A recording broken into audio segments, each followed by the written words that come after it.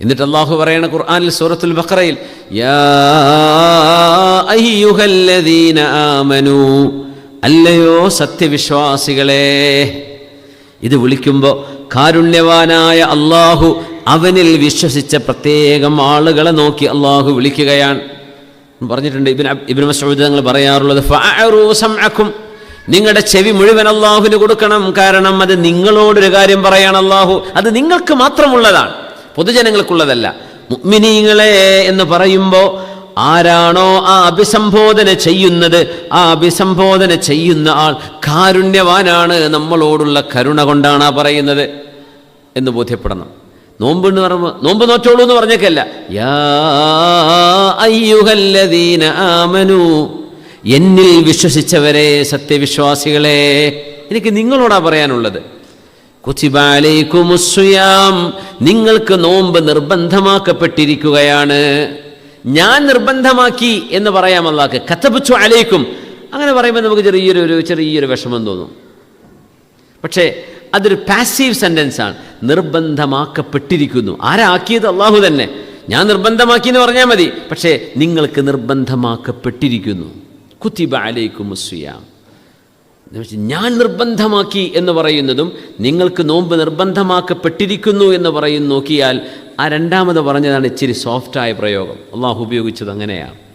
യാ അയ്യുഹല്ലദീന ആമനു, എൻ്റെ സത്യവിശ്വാസികളെ, കുതിബ അലൈ, നോമ്പ് നിർബന്ധമാക്കപ്പെട്ടിരിക്കുകയാണ് കേട്ടോ. അപ്പോൾ പടച്ചോനെ ഞങ്ങളെങ്ങനെ നോമ്പ് വിളിക്കുക? വിഷമിക്കേണ്ട. ഖമാ കുതിബ അലല്ലദീന മിൻ ഖബ്ലികും, നിങ്ങൾക്ക് മാത്രമല്ല ഇത് നൂഹ് നബിയുടെ സമൂഹം ചെയ്തിട്ടുണ്ട്, മൂസ നബിയുടെ സമൂഹം, ഈസ നബിയുടെ സമൂഹം, ഇബ്രാഹിം നബി അലൈഹിസ്സലാമിന്റെ സമൂഹം, സക്കരിയ നബിയുടെ സമൂഹം, യഹ്യാ നബിയുടെ, ഇവരൊക്കെ ചെയ്തിട്ടുണ്ട്. അതുകൊണ്ട് നിങ്ങളും. അപ്പ സമാധാനായി. മനുഷ്യൻ അങ്ങനെ ചിന്തിക്കപ്പോഴും. സ്വന്തം വീട്ടിലെ കറണ്ട് പോയാലേ അയൽപക്കത്ത് കറണ്ട് ഉണ്ടോ എന്ന് നോക്കുക.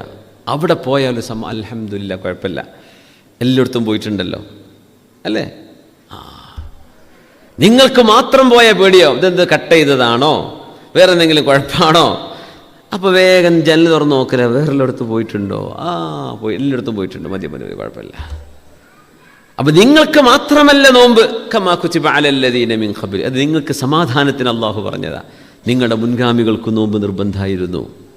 എന്നാ പിന്നെ സാരല്ല, നമ്മളെ മാത്രം പട്ടിണിക്കിടാൻ വേണ്ടി അല്ലാഹു ഉദ്ദേശിച്ചു എന്നല്ലല്ലോ അല്ലേ. എല്ലാവർക്കും ഉണ്ടല്ലോ ഇത്, അപ്പോൾ കുഴപ്പമില്ല. അങ്ങനെയാണ്.